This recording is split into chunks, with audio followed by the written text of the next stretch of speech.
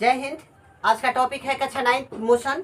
Actually बहुत सारे बच्चों का कमेंट आ रहा था कि सर कक्षा 9 का भी वीडियो बनाइए जो मोशन पे आधारित हो। तो बच्चों के डिमांड के अनुसार कक्षा 9 का वीडियो बनने जा रहा है। पर डे आप लोग का कक्षा 9 और कक्षा 10 के वीडियो मिलते रहेंगे। इसमें एक्चुअली आपको बताने जा रहा है कि क्या होता है मोशन, यानी कि व्हाट इज मोशन।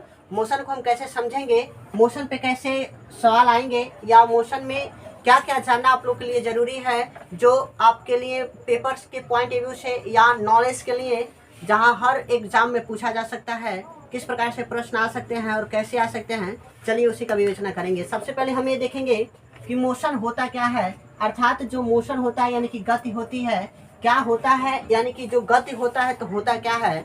तो गति हम कह सकते हैं कि किसी वस्तु में समय के साथ हुए परिवर्तन, यानी कि उसकी स्थिति में हुए समय के साथ परिवर्तन, ये क्या कह सकते हैं, क्या कहलाता है उसका, तो मोशन कहलाता है। जैसे कि मोशन का अगर गति का हम बात करें तो गति का हम देख सकते हैं कि किसी वस्तु के, किसी कोई वस्तु ले लीजिए, कोई पिंड ले लीजिए और उसको समय के साथ परिवर्तित कर दीजिए।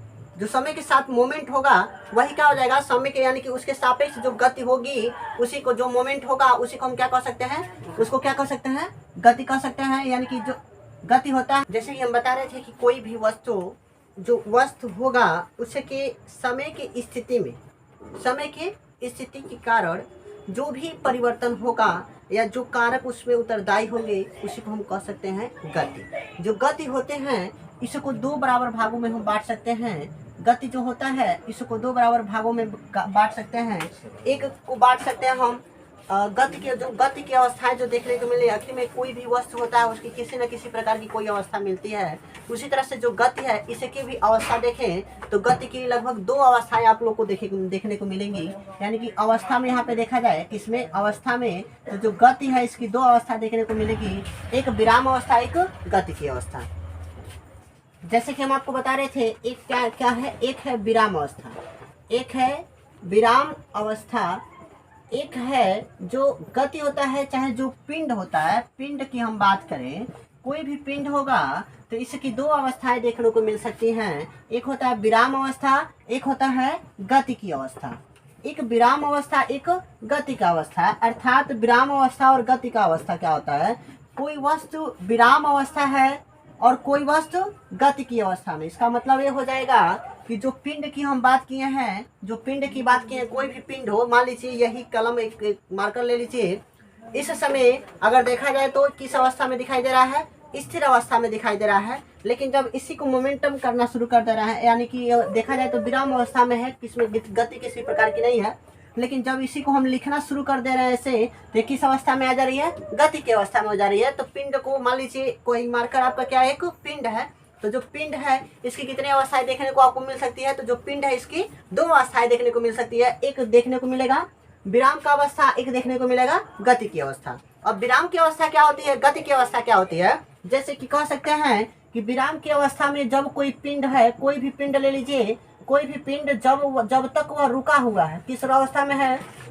रुका हुआ है, तो इस अवस्था को हम कह सकते हैं विराम अवस्था। मतलब उसमें किसी भी प्रकार का कोई मोमेंटम नहीं देखने को मिल रहा है, किसी भी प्रकार का कोई मोमेंट नहीं हो रहा है। अवस्था को हम कह सकते हैं कौन सी अवस्था, विराम की अवस्था। विराम की अवस्था मतलब कह सकते हैं कि जो वस्तु एकदम स्थिर हो, अस्थायी हो, इसमें किसी भी प्रकार का कोई मोमेंट ना हो, इस अवस्था को हम कह सकते हैं विराम की अवस्था। किसकी, कौन सी अवस्था, विराम की अवस्था। उसी तरह से आपको देखने को मिलेगा गति की अवस्था। गति की अवस्था कैसे कह सकते हैं, जो गति होती, कोई भी वस्तु, कोई भी पिंड, कोई भी, जैसे कि कोई भी वस्तु हो, कोई भी पिंड हो, वह जब उसके अंदर मूवमेंट देखने को, जो मूवमेंट होता है यानी कि जो अवस्था होती है उसमें हिलना डुलना भी क्या, किस अवस्था में आ जाएगा, तो गति की अवस्था में आ जाएगा। तो कह सकते हैं कि पिंड की वह अवस्था जिसमें कोई वस्तु क्या करे, एक स्थान से दूसरे स्थान तक गमन करे या लगातार चलता रहे, इस अवस्था को, जिस अवस्था में हम कह रहे हैं, इस अवस्था को हम क्या कर सकते हैं, गति की अवस्था कर सकते हैं। अर्थात उसमें किसी न प्रकार का, तो इस तर्क पे देखें हम तो विराम अवस्था क्या कह सकते हैं, क्योंकि गति किसे कहते हैं, तो जो समय के साथ हुआ परिवर्तन वही क्या कहलाता है, उसका गति कहलाता है। तो गति में आपको हम बताए हैं कि जो पिंड होंगी, कोई भी पिंड हो रहा है, गति की अवस्था में है चाहे विराम की अवस्था में है, तो सबसे पहले पिंड की अवस्था होगी। तो पिंड की कितनी अवस्था हम आपको बताए हैं, पिंड की दो अवस्था होती हैं, एक होता है विराम की अवस्था, एक होता है गति की अवस्था। तो विराम की अवस्था क्या होती है, जैसे कि कह सकते हैं कि अगर कोई वस्तु समय के साथ, अगर कोई किसी वस्तु है, कोई भी वस्तु है, उसके स्थिति में समय के साथ कोई भी परिवर्तन नहीं हो रहा है, तो इस प्रकार की अवस्था को विराम अवस्था हम कह सकते हैं। कहने का अर्थ यह हो जाएगा कि जब कोई वस्तु हो और पिंड हो, जब कोई वस्तु या पिंड हो, वह समय के साथ अपनी स्थिति में कोनो परिवर्तन न करे, इस प्रकार की जो अवस्था होगी, कौन सी अवस्था कह सकते हैं, विराम अवस्था कह सकते हैं। उसी तरह से दूसरी अवस्था देखने को आपको मिलेगी गति की अवस्था। तो गति की अवस्था वे अवस्था होती है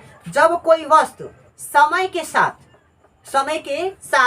अपनी स्थिति में लगातार परिवर्तन करता चला जाए, तो इस अवस्था को हम कह सकते हैं गति की अवस्था। अगर हो ना हो तो अगर वीडियो पोज करके लिखना चाहें तो लिख सकते हैं कि गति की अवस्था किसे कहते हैं। तो गति की अवस्था वे होती है पिंड की गति की अवस्था, या कह सकते हैं किसी वस्तु की वह अवस्था जिसमें उस वस्तु में समय के साथ परिवर्तन देखने को मिले। किसको, समय के साथ परिवर्तन देखने को मिले, तो इस अवस्था को हम कह सकते हैं गति की अवस्था। विराम अवस्था किसे कहेंगे, तो जिस वस्तु में समय के साथ में किसी भी प्रकार का कोई परिवर्तन न देखने को मिले या परिवर्तन न हो, इस अवस्था को हम कह सकते हैं विराम की अवस्था। समझ रहे हैं। उसके बाद से नेक्स्ट टॉपिक आपको देखने को मिलेगा गति की सापेक्षता। गति की सापेक्षता, गति की सापेक्षता, यानी कि गति की सापेक्षता का सिद्धांत क्या है। गति की सापेक्षता का सिद्धांत क्या है, यानी कि अगर देखा जाए कि जो गति होते हैं यह किसी न किसी के सापेक्ष होते हैं। चाहे संसार में, इस वर्ल्ड में कोई भी वस्तु हो, वह अस्थायी रूप से नहीं है। अगर आप मोबाइल में वीडियो बैठ के देख रहे हैं तो आप जान लीजिए किसी न किसी वस्तु के सापेक्ष में आप गति कर रहे हैं।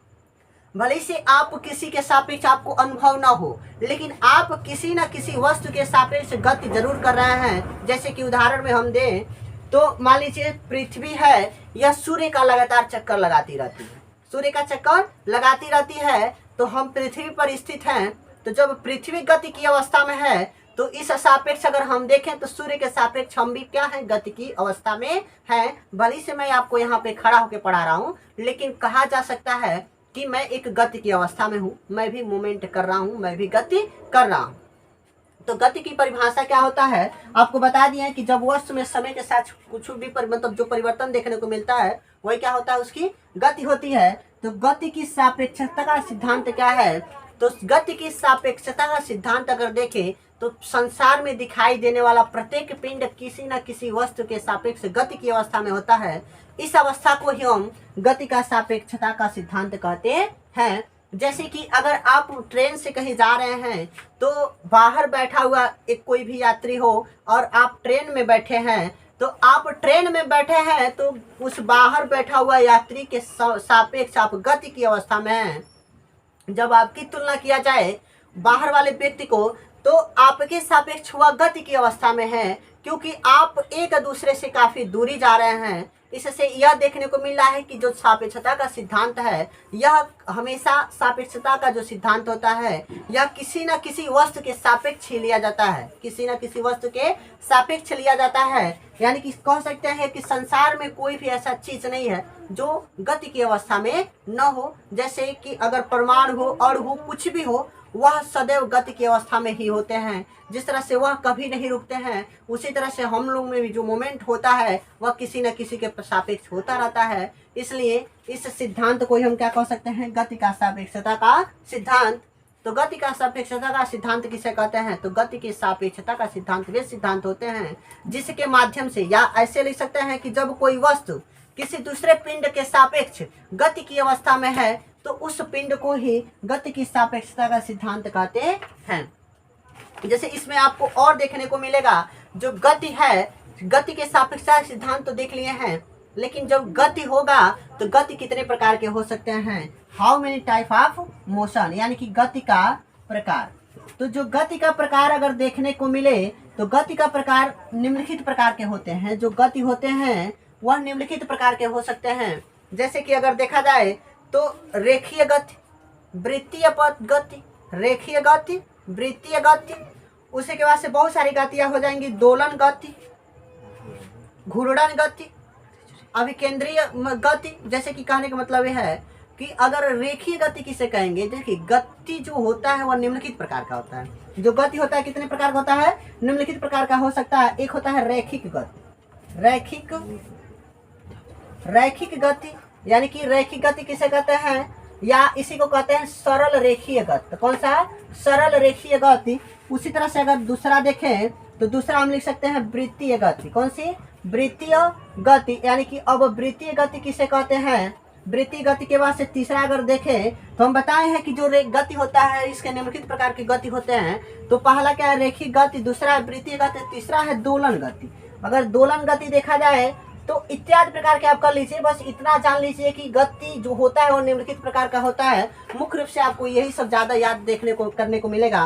तो रैखिक गति किसे कहते हैं कि जब कोई वस्तु एक समान रेखा में गति करता है, जब कोई वस्तु एक समान रेखा में गति करता है, देख रहे हैं, जब कोई वस्तु एक समान रेखा में गति करता है तो इस प्रकार की गति को कौन सी गति कहते हैं, तो रैखिक गति या एक सरल रेखीय गति। उदाहरण में अगर आप देखें तो जब किसी गेंद को ऊपर फेंकते हैं और वह नीचे आना शुरू हो जाता है तो एक समान अवस्था में आता है, तो इस गति को हम क्या कह सकते हैं, ऊर्ध्वाधर कोई वस्तु पिंड, कोई पिंड हो ऊर्ध्वाधर नीचे ऊपर से नीचे गिरे तो उसकी गति को हम कह सकते हैं रैखिक गति। या कोई ट्रेन है वह एक समान वृत्तीय पथ पर गति कर रही है, एक समान पथ पर गति करती है तो उसकी गति भी क्या होती है, रैखिक गति होती है। सीढ़ी आप देखे हैं तो सीढ़ी पे आप अगर चल रहे हैं या सीढ़ी पर जो गति कर रहे हैं तो वह एक समान रेखा में गति करेंगे, तो इस प्रकार की गति को क्या कह सकते हैं, सरल रेखीय गति कह सकते हैं।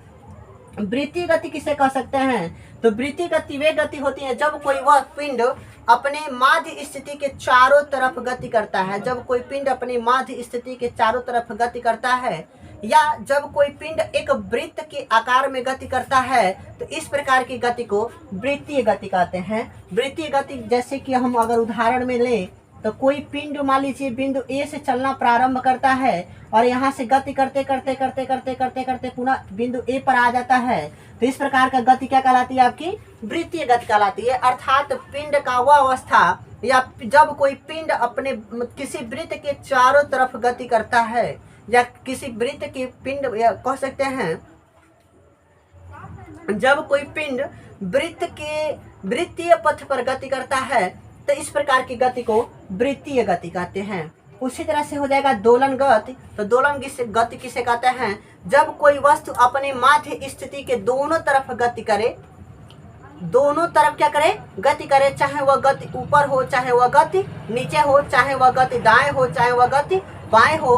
तो इसका परिभाषा अगर देखा जाए तो हम लिख सकते हैं कि जब कोई वस्तु अपने माध्य स्थिति के दोनों तरफ गति करे, जैसे कि आप लोग झूला देखे होंगे, तो जो झूला होता है मान लीजिए यही पिंड है, अगर यही पिंड यहाँ से ऐसे और यहाँ से ऐसे गति करे तो देखिएगा इसका ऊपर वाला हिस्सा, जो ऊपर वाला जिससे हम पकड़े हैं, या इसका जो स्थिति एकदम नियत है यानी कि मध्य है, और यह मध्य स्थिति के दोनों तरफ क्या कर रही है, गति कर रही है। जैसे कि घड़ी का पेंडुलम की गति कौन सी गति होती है, वृत्तीय गति हो सकती है, दोलन गति हो सकती है। तो दोलन गति किसे कहते हैं कि जब कोई वस्तु अपने माध्य स्थिति के दोनों तरफ गति करता है, तो इस प्रकार की गति को क्या कहते हैं, दोलन गति कहते हैं। आई होप यू आपको ये पूरा समझ में आ गया होगा कि दोलन गति किसे कहते हैं, वृत्तीय गति किसे कहते हैं और रेखीय गति किसे कहते हैं।